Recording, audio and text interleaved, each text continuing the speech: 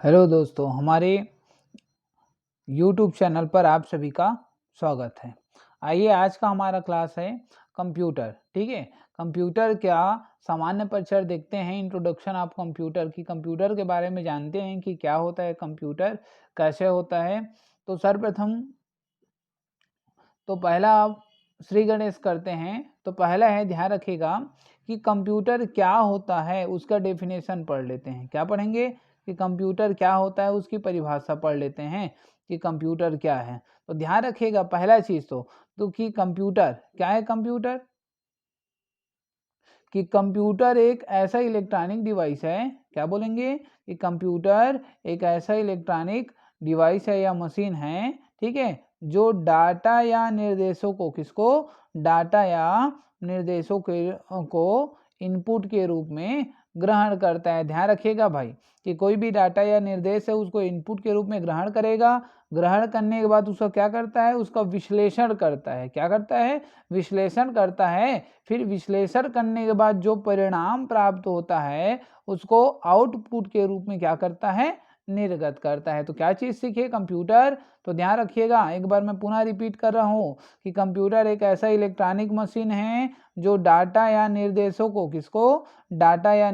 को इनपुट के रूप में ग्रहण करता है, फिर उसका विश्लेषण करता है और विश्लेषण करके आवश्यक परिणाम के रूप में क्या करता है, उसको आउटपुट के रूप में निर्गत करता है जी। ठीक है, इसमें सबसे महत्वपूर्ण बात ये ध्यान रखना कि इसमें डाटा के रूप में, ध्यान रखना, यह डाटा का भंडारण करता है, वो भी तीव्र गति से करता है। इसमें त्रुटि रहित ढंग तरीके से इसका क्या किया जाता है, विश्लेषण का कार्य किया जाता है। तो इस प्रकार से हम कंप्यूटर की परिभाषा आराम से दे सकते हैं। तो ध्यान रखिएगा भाई, कंप्यूटर क्या है।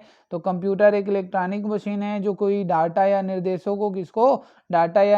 को इनपुट के रूप में ग्रहण करता है, फिर उसका विश्लेषण करता है और जो परिणाम होता है उसको आउटपुट के रूप में निर्गत करता है। एक दूसरी बात, इसमें डाटा का भंडारण किया जाता है, तीव्र गति से चलता है, इसमें त्रुटि नहीं होता और साथ ही साथ जिससे इसका क्या किया जाता है, विश्लेषण का कार्य किया जाता है। आइए आगे हम सीखते हैं कि कंप्यूटर के कौन कौन से पार्ट का क्या क्या नाम है। ध्यान रखिएगा, पहला चीज ये जो दिख रहा है टीवी टाइप का, इसको कहते हैं मॉनिटर। क्या बोलते हैं इसको, तो मॉनिटर कहते हैं। ये छोटकू वाला दिख रहा है ये वाला, तो इसको कहते हैं माउस। क्या बोलते हैं जी, माउस कहते हैं। इसको तो आप जानते हो, इसको क्या बोलते हैं, तो कीबोर्ड बोलते हैं। क्या बोलते हैं, कीबोर्ड बोलते हैं। और चौथा ये वाला हमारा, तो इसका नाम क्या है, ये आपका इसको बोलते हैं सिस्टम यूनिट, या हम जानते हैं इसको सीपीयू करके बोलते हैं। क्या बोलते हैं, सीपीयू। ध्यान रखिएगा, एक बार और मैं आपको लोग को बता दे रहा हूँ, ये क्या है हमारा, तो ये मॉनिटर है, इसको क्या बोलते हैं, छोटकू को माउस कहते हैं। ये वाला हमारा क्या है, तो ये कीबोर्ड है और इसको क्या बोलते हैं, तो इसको बोलते हैं सीपीयू करके बोलते हैं। क्या बोलते हैं जी, सीपीयू। आगे बढ़ते हैं, तो आगे जानते हैं कि कंप्यूटर में कौन कौन सी विशेषता होनी चाहिए। ध्यान रखिएगा भाई, ठीक है, कंप्यूटर की विशेषताएं क्या क्या है, उसमें क्या क्या विशेषता होनी चाहिए। पहला चीज तो उसमें ध्यान रखना, स्पीड होनी चाहिए। क्या होनी चाहिए, स्पीड होनी चाहिए। पहला कंप्यूटर की विशेषता क्या है कि उसमें गति होनी चाहिए, स्पीड होनी चाहिए। दूसरा क्या है, उसमें भंडारण क्षमता होनी चाहिए। तीसरा क्या है कि और विशाल भंडारण क्षमता होनी चाहिए। ठीक है, भंडारण क्षमता तो ठीक है भाई, अपनी अपनी कैपेसिटी के अनुसार से, लेकिन इसमें विशाल भंडारण क्षमता होनी चाहिए जिसमें आप कितना भी सारा चाहो डाटा आराम से उसको सेव करके रख सकते हो। उसके बाद जी ध्यान रखिएगा, ठीक है, कि भंडारित जो सूचना को तीव्र गति से प्राप्त कर सकता है। ठीक है, फास्ट रिट्राइवल कर सकता है। इसको ध्यान रखिएगा कि भंडारित सूचना को तीव्र गति से क्या कर सकता है, ये प्राप्त कर सकता है। चौथा, क्विक डिसीजन करता है। क्या करता है, बहुत जल्दी अपनी निर्णय को लेता है जी। पुनरावृत्ति करता है, रिपीटेशन करता है। ठीक है, ये अपनी डाटा को किसी को देता नहीं है, अर्थात ये क्या करता है, गोपनीय रखता है और अपने कार्य को एक रूपता करता है। जैसे आपको निर्देश दिया जाता है उसके हिसाब से कंप्यूटर कार्य करते जाता है। तो ये रहा कंप्यूटर की विशेषताएं, लेकिन विशेषता के अंदर जानते हैं कि होता क्या है। तो पहला हमारा बात हो रही है गति की, बात हो रही है। इस गति में आइए सीखते हैं कि ध्यान रखिएगा भाई कि कंप्यूटर के द्वारा, किसके द्वारा, कि कंप्यूटर के द्वारा 1 सेकेंड में लाखों गणनाएं की जा सकती है। पहला नंबर बोलता है कि कंप्यूटर के द्वारा 1 सेकेंड में लाखों की गणनाएं की जा सकती है। दूसरी बात, तो दूसरा बात क्या बोलता है कि वर्तमान में जो कंप्यूटर है वो नैनो सेकेंड मतलब 10⁹, ठीक है, इसकी भी गणना की जा सकती है। ध्यान रखिएगा, पहला 1 सेकेंड में लाखों गणनाएं कर सकता है, एक बात। दूसरी बात कि वर्तमान में जो कंप्यूटर है जी वो नैनो सेकेंड मतलब 10⁻⁹, इसकी भी गणना कर सकता है, ठीक है। तीसरी बात है, तीसरा क्या बोलता है कि कंप्यूटर प्रोसेसर की स्पीड को, ठीक है, जो स्पीड रहता है उसको हर्ज से मापा जाता है। तीसरा बात सबसे इंपॉर्टेंट है, ध्यान रखिएगा, जो कंप्यूटर प्रोसेसर, ये बड़ा मोस्ट आईएमपी है, एग्जाम में चलता है, ठीक है, कि कंप्यूटर प्रोसेसर की स्पीड को किससे मापा जाता है, तो हर्ज से मापा जाता है। ध्यान रखिएगा कि कंप्यूटर प्रोसेसर की स्पीड को किससे मापा जाता है, हर्ज से मापा जाता है, ठीक है। ये तीन बातें, पहला 1 सेकेंड में लाखों गणनाएं कर सकता है, एक बात। दूसरी बात 10⁻⁹, इसकी भी गणना कर सकता है, नैनो सेकेंड के रूप में बोला जाता है। तीसरा है इसकी जो स्पीड होती है उसको हर्ज से मापते हैं, स्पीड को किससे मापते हैं, हर्ज से मापते हैं। तो ये गति के अंदर में विशेषता को ध्यान रखिएगा भाई। सेकेंड नंबर भंडारण क्षमता। भंडारण क्षमता में क्या बोलता है कि कंप्यूटर की मेमोरी होती है, भंडारण मतलब मेमोरी, भंडारण का संबंध किससे है, मेमोरी से। तीसरा विशाल भंडारण क्षमता, तो ठीक है, विशाल भंडार हो गया, तो विशाल भंडार तीसरा भी ध्यान रखिएगा।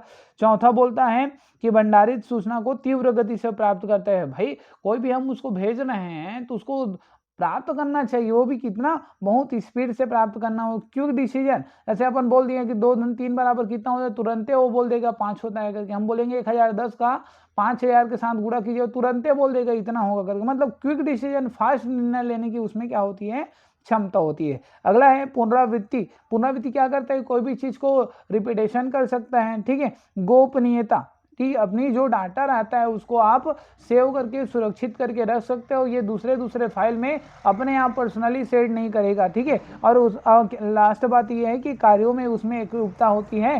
तो ये रहा 8 बातें, ठीक है, 8 बातें ध्यान रखें जो कि कंप्यूटर की क्या है, विशेषताएं हैं। आगे बढ़ते हैं इसी कड़ी में।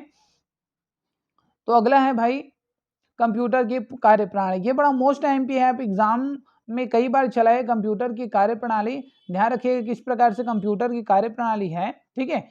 सेम कहानी है, ये आपके ऊपर लागू होता है कि कैसे कैसे इसको किया जाता है।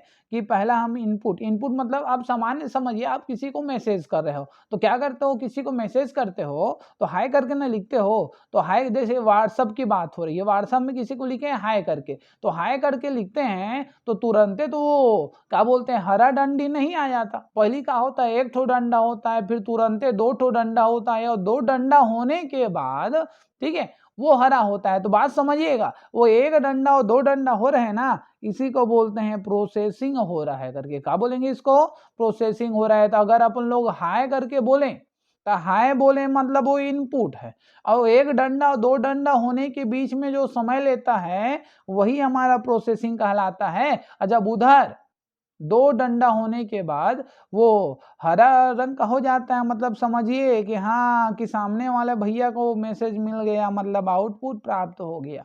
तो इसी प्रकार से आप समझिएगा कि कंप्यूटर की कार्यप्रणाली, इसको कितने भाग में बांटा गया है, इसको 3 भाग में बांटा गया है। पहला क्या है जी, तो पहला ध्यान रखिएगा, पहला आपका इनपुट है, फिर बीच में क्या होता है, प्रोसेस होता है, फिर जाके आपको रिजल्ट प्राप्त होता है। तो मुख्य रूप से इसकी कार्यप्रणाली 3 भागों में ही होता है, इनपुट, प्रोसेसिंग और आउटपुट। लेकिन सामान्य इसको 4 कार्य किस पर किए जा सकते हैं, कितने कार्य किए जा सकते हैं, 4 कार्य किए जा सकते हैं। पहला, अभी मैं बोला ना, आप किसी को हाय करके लिखते हो, अर्थात आप क्या कर रहे हो, डाटा को इनपुट कर रहे हो, हाय करके लिख रहे हो।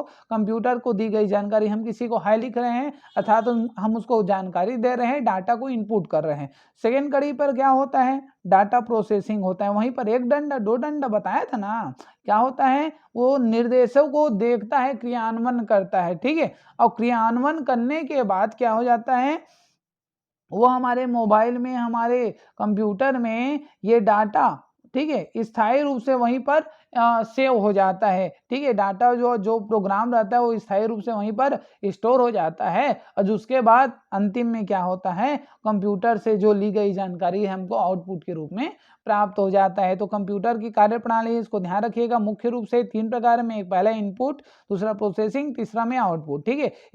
इसमें 4 कार्य किए जा सकते हैं। पहला कार्य, आप किसी को डाटा को इनपुट करते हो एक बार, दूसरा फिर डाटा क्या होता है, प्रोसेसिंग होता है। प्रोसेसिंग होने के बाद डाटा क्या हो जाता है, वहीं पर सेव हो जाता है और सेव होने के बाद चौथी बात क्या है कि अंतिम में उसको क्या होता है, डाटा आउटपुट के रूप में प्राप्त होता है जी। तो ये रहा कंप्यूटर की कार्यप्रणाली। अब कंप्यूटर की कार्यप्रणाली के बाद सबसे लास्ट बातें देखते हैं, कंप्यूटर की सीमाएं। कंप्यूटर की क्या क्या सीमाएं हैं, बड़ा मोस्ट टाइम पे इस चीज को ध्यान में रखिएगा कि कंप्यूटर की सीमाएं क्या क्या है जी। तो कंप्यूटर की अपन को सीमा देखना है, तो सीमा के लिए एक चीज ध्यान रखना कि कंप्यूटर में बुद्धि नहीं होता, ए नो माइंड, इसमें एक भी बुद्धि नहीं होता। आप उसमें हाय बोलोगे तो हाय लिखेगा, ठीक है, बाय बोलोगे तो बाय लिखेगा। तो इसमें एक चीज ध्यान रखना कि ये पहला बुद्धिहीन होता है, इसमें कोई बुद्धि नहीं होती। दूसरी बात, ठीक है, यह खर्चीला होता है। कैसा होता है भाई, खर्चीला होता है। तीसरा, इसमें वायरस का खतरा बना रहता है। किसका खतरा बना रहता है,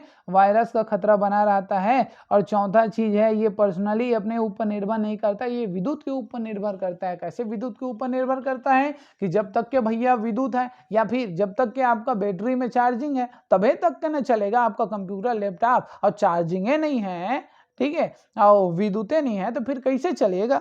तो आप समझ के रखिएगा कंप्यूटर की सीमाएं। तो क्या कहे जी कंप्यूटर की सीमाएं, एक बार मैं रिपीट कर रहा हूँ।